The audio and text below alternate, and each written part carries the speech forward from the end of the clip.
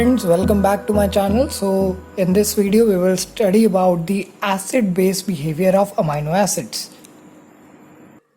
So friends, पिछली videos में आपने देखा कि अमीनो एसिड्स का डाइपोलर स्वेटर आयनिक स्ट्रक्चर होता है। मींस उनके पास एक कार्बोक्सिलिक आयन भी होगा और एक अमोनिया का भी ग्रुप होगा। इस वजह से ये अमीनो एसिड जो है दे show amphoteric behaviour, right. So let me draw the structure first. So friends, अगर इस स्ट्रक्चर को ऑब्जर्व किया जाए तो यहाँ पर जो सब्स्टिट्यूटेड अमोनियम आयन है, ये वाला, this is substituted ammonium ion because इसके पास हाइड्रोजन आया था, तो this acts as a proton donor.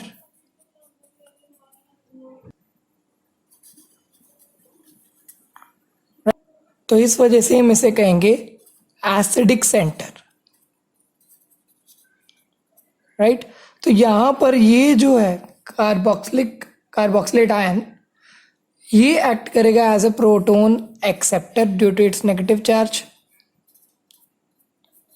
So it will be here the basic center. Okay. So I can write here the reactions in which this zwitter ion behaves as a acid as well as a base. So let me write this reaction first.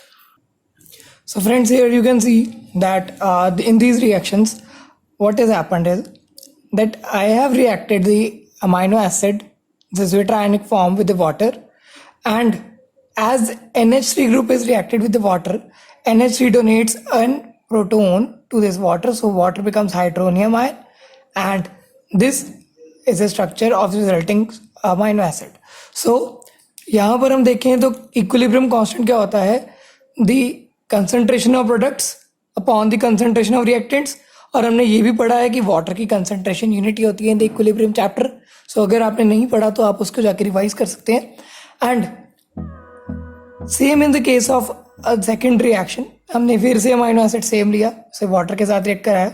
अब यहाँ पर proton acceptor की तरह ये carboxylate ion act कर रहा है और इसने वाटर से एक प्रोटोन एक्सेप्ट किया और it forms OH negative ion. So यहाँ पर जो रिजल्टेंट अमीनो हमारा स्ट्रक्चर बचा वो ये था. अब इसका इक्विलिब्रियम कांस्टेंट क्या होगा, this will be concentration of products upon the concentration of reactants, और वाटर की कंसंट्रेशन इसलिए नहीं आई because it is a pure substance, so इसकी कंसंट्रेशन यूनिटी होती है. सो यहाँ पर हम देख सकते हैं कि Ka की वैल्यू जो है वो बहुत ज़्यादा बड़ी नहीं है बिकॉज हमारे हाइड्रोनियम आयन इतने ज़्यादा नहीं बने, और यहाँ पर हम देख सकते हैं Kb की वैल्यू भी इतनी ज़्यादा बड़ी नहीं है बिकॉज हाइड्रोक्सिल आयन भी इतने ज़्यादा नहीं बने. सो हम ये देख सकते हैं कि ये दोनों जगह पर अमीनो एसिड जो है वो हाइड्रोनियम आयन भी बना सकता है और दिस हाइड्रोक्सिल आयन भी बना सकता है, पर लेकिन ये एक स्ट्रॉन्ग एसिड या स्ट्रॉन्ग बेस नहीं है, but it can be said as amphoteric in nature. One thing more जो आपकी बुक्स में दी होगी कि अगर हमारे पास ये इक्विलिब्रियम कांस्टेंट की वैल्यू आ जाती है, लाइक हमारे पास Ka आ गया, अब इसके ये जो प्रोडक्ट है दिस इज यहाँ पर ये एक्ट कर रहा है एज एन एसिड, और यहाँ पर ये सब्सटेंस जो है it is a conjugate base because acid forms a conjugate base, ये भी हमने पढ़ा हुआ है. अब यहाँ पर जो बेस बना है इसका अगर हमने बेसिसिटी कांस्टेंट निकालना है, so what we will do, we will just multiply this Ka with the Kb and it is equal to the ionic product of water. So अगर हमने Kb फाइंड करना है तो हम Ka से इसे फाइंड कर सकते हैं. So it can be written as 1 × 10⁻14 upon Ka. So ऐसे आपके बुक्स में सॉल्व किया गया होगा इस फॉर्मूला से. So you can refer to this. Now I will discuss the effect of pH on the equilibrium solution. So मैं pH का इफेक्ट डिस्कस करने वाला हूँ. So let us do on next page. Now see this friends, मैंने यहाँ पर क्या लिखा है, अगर हम एक बेस ऐड करते हैं, राइट, ये जो हमारा अमीनो एसिड है it is amphoteric in nature, ये हमें पता है. अगर हम एक बेस ऐड करेंगे तो डाइपोलर आयन जो है एनायन में चेंज हो जाएगा, और ये जो था एक एम्फोटेरिक नेचर का था, बट लेकिन हमने इसमें बेस डाला तो it forms a conjugated base. Conjugated base बना है तो pH of the solution will be increased, है ना. तो ये बेसिक सोल्यूशन बन जाएगा. और अगर ये हमारा एक स्ट्रॉन्ग एसिड है, so it will form a weak base. अगर हमारा ये वीक एसिड है तो it will form a strong base. इस तरीके से हमारा जो है रिएक्शंस होती हैं। सो हमें ये देखना पड़ेगा कि ये हमारा कौन सा अमाइनो एसिड है, राइट।